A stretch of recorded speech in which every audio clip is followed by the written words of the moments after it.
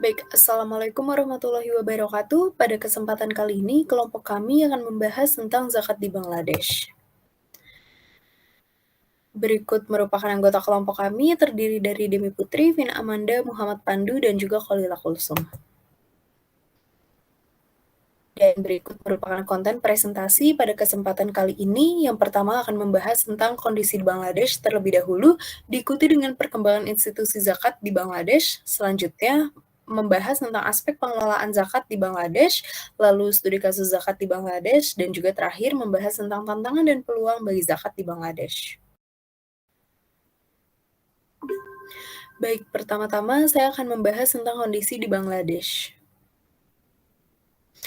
Jadi, Bangladesh merupakan negara berkembang dan sama seperti negara berkembang lainnya, kemiskinan di Bangladesh merupakan isu sosial yang mengkhawatirkan untuk waktu yang cukup lama. Eee sebenarnya kemiskinan ini sudah menjadi lebih baik, namun tetap tidak ada kemajuan dalam mengurangi kemiskinan ekstrim di daerah perkotaan. Diperkirakan sekitar 21% penduduk di perkotaan hidup di bawah garis kemiskinan, sedangkan di pedesaan diperkirakan sekitar 35% penduduknya hidup di bawah garis kemiskinan. Penyebab kemiskinan terbesar di pedesaan adalah laju pertumbuhan penduduk yang begitu cepat, sementara di perkotaan penyebab terbesar kemiskinannya merupakan, terbatasnya kesempatan kerja. Dan di Bangladesh ini, mayoritas agama penduduknya adalah Islam. Assalamualaikum warahmatullahi wabarakatuh, Burama dan teman-teman. Selanjutnya saya akan menjelaskan terkait institusi lembaga zakat, regulasi dan standarisasinya. Secara umum ada beberapa lembaga zakat di Bangladesh, yaitu Government Zakat Fund, yaitu yang dipegang oleh pemerintah dan dibawahi oleh Islamic Foundation atau Kementerian Keagamaan, dan juga Center for Zakat Management atau CZM. Ini merupakan lembaga non pemerintahan yang bertugas juga untuk mendistribusikan dana zakat. Lalu juga ada Quantum Foundation, itu juga sama, non pemerintahan dan juga private inisiatif yang lain seperti Alma Abdul Khair Foundation, Ahsaniyah Mission Zakat Fund. Jadi untuk strukturnya sendiri, departemen atau board of zakat atau kalau di Indonesia itu kayak Basnasnya itu dibawahi oleh Kementerian Keagamaan, di mana di sini ada lembaga-lembaga lain yang membantu seperti NGOs dan juga individual inisiatif untuk menurunkan adanya zakat atau mendistribusikan dana zakat kepada mustaki dan mustahik. Lalu regulasi sendiri yang kami temukan adalah adanya Zakat Fund Ordinance pada tahun 1982 untuk mengatur pengelolaan zakat. Dengan peraturan tersebut, maka Bangladesh membentuk Dewan Zakat yang bertujuan menyusun kebijakan manajemen dan administrasi zakat. Namun, sebenarnya perkembangan zakat di Bangladesh itu belum terlalu pesat karena masih banyaknya sentimen-sentimen anti religius setelah kemerdekaan dan juga masih kurangnya literasi zakat antara masyarakat Bangladesh. Lalu secara umum ini yang kami dapatkan dari BEI 2015. Jadi untuk di Bangladesh sendiri itu hukum yang membawahinya adalah Zakat Ordinance tahun 1982. Controlling forumnya ada Central Council atau dari pusat dan juga lembaga zakat di distrik, dan sifat zakat ini di Bangladesh masih bersifat voluntary, dan lalu juga pendistribusiannya 50% itu didistribusikan melalui local zakat committees dan sisanya itu melewati central council. Saya Vina, saya akan membahas mengenai aspek pengelolaan zakat, baik pengumpulan dan juga pendistribusian zakat di Bangladesh. Di Bangladesh, di mana lebih dari 90% penduduknya muslim, terdapat administrasi zakat pemerintah dan juga swasta. Dana zakat pemerintah dioperasikan oleh sebuah dewan di bawah yayasan dan organisasi Islam. Seperti misalnya The Center for Zakat Management, lalu Anjuman Mufidul Islam, dan Quantum Foundation yang juga terlibat dalam pengumpulan dan pendistribusian zakat. Nah, yayasan dan organisasi bertugas dalam mengumpulkan zakat, mencatat, mendistribusikan zakat dengan benar sesuai dengan syariat Islam secara teratur dan juga efektif. Nah, organisasi non-pemerintah mendistribusikan zakat dengan menyelenggarakan program-program seperti program mata pencaharian dan program pengembangan manusia, lalu beasiswa untuk anak-anak kurang mampu, perumahan bagi kaum miskin, lalu rehabilitas janda, dan juga bantuan darurat kemanusiaan. Nah, contohnya seperti The Center for Zakat Management yang telah mengumpulkan dan juga mendistribusikan zakat sebesar 40,92 crore taka dari 1.600 individu dan juga 400 organisasi yang telah didistribusikan untuk fasilitas pendidikan, kesehatan, dan pekerjaan orang-orang yang tidak mampu. Nah, potensi zakat dikumpulkan di negara ini sebenarnya sangat besar, yaitu sekitar 40.000 crore taka, tetapi hanya dapat terkumpul sekitar 5 crore 18 lah taka selama tahun 2019 hingga 2020.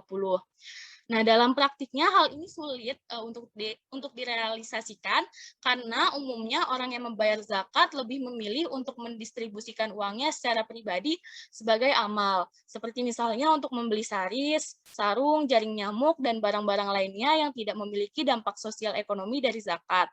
Nah, masyarakat Bangladesh juga menyumbang dana masjid dan memberi bantuan tunai langsung dalam komunitas lokal atau lingkungan terdekat mereka. Nah, hal ini mengakibatkan terdapatnya masalah yang membatasi potensi zakat untuk mengurangi ketimpangan dan kemiskinan.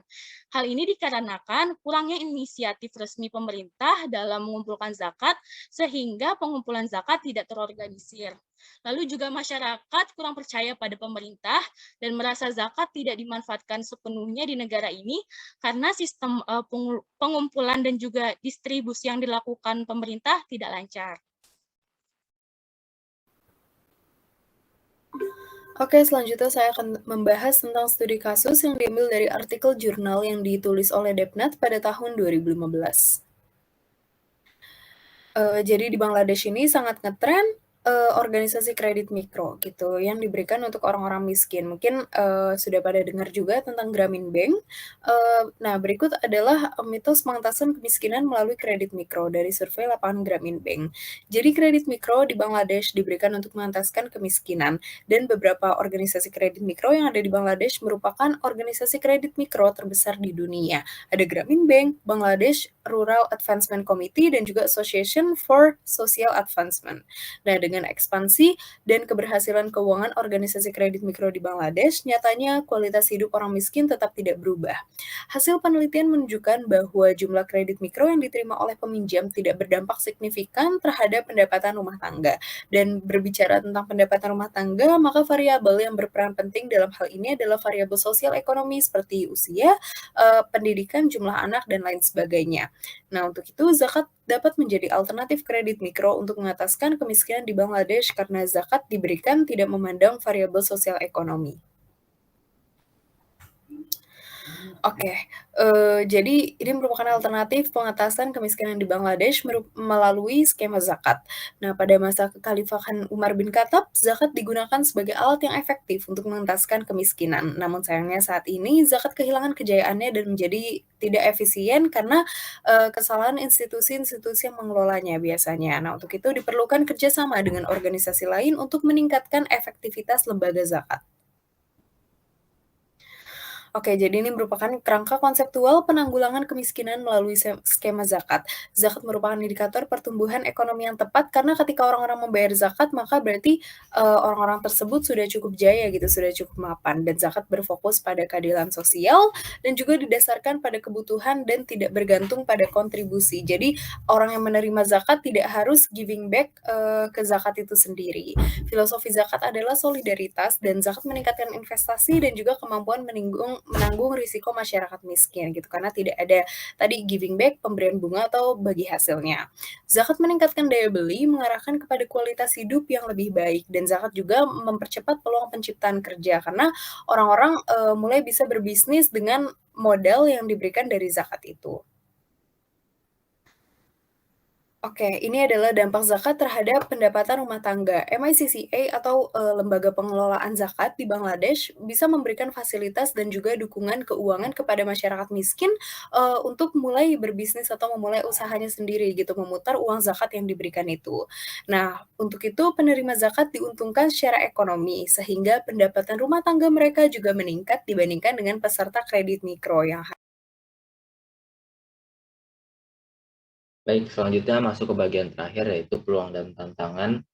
Pertama dari bagian peluang sendiri, sama sih sebenarnya seperti di Indonesia, di mana populasi muslim yang sangat, menjadi mayoritas di Bangladesh ini merupakan sebuah potensi gitu ya, dan peluang, di mana muslim itu wajib berzakat sehingga sebenarnya potensi zakat sangat luas.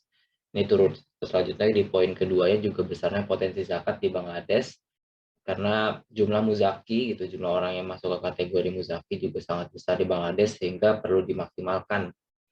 Yang ketiga, yang pasti, masih terdapat ruang yang luas untuk pengembangan gitu ya, karena, tadi sebenarnya kondisi Bangladesh itu iklim perzakatannya kalau bisa dibilang tuh, mungkin kalau dikomparasi sama Indonesia juga lebih bagus Indonesia gitu ya. Jadi sebenarnya bisa menggunakan banyak, rekomendasi dari riset-riset yang udah dilakukan ataupun benchmarking dari negara-negara yang mungkin udah mengimplementasikan sistem zakat yang terpusat ini lebih yang dan berhasil gitu ya. Nah, itu kurang lebih peluangnya.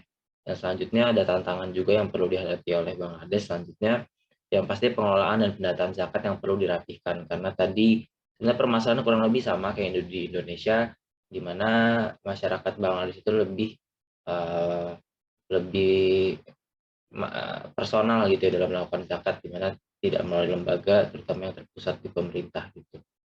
Sehingga ini perlu ada langkah khusus supaya lebih rapih. Nah, selanjutnya juga ini turunan dari poin yang pertama, di mana harus meningkatkan kepercayaan masyarakat kepada pemerintah agar pengelolaan zakat bisa lebih terpusat, seperti itu. Ya, karena untuk supaya pemerintah bisa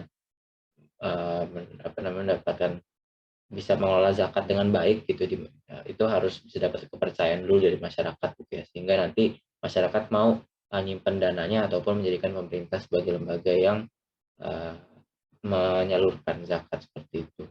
Yang selanjutnya pasti memperbaiki dan mengembangkan iklim perzakatan di Bangladesh ya, karena uh, di Bangladesh sendiri tadi mungkin terkait misalnya lembaga-lembaga zakat juga harus diperbanyak lagi, habis itu akses-akses channel-channel para muzaki juga harus diperkaya lagi sehingga zakat akan semakin maju di Bangladesh. Baik, sekian presentasi dari kami, kurang lebih mohon maaf. Wassalamualaikum warahmatullahi wabarakatuh.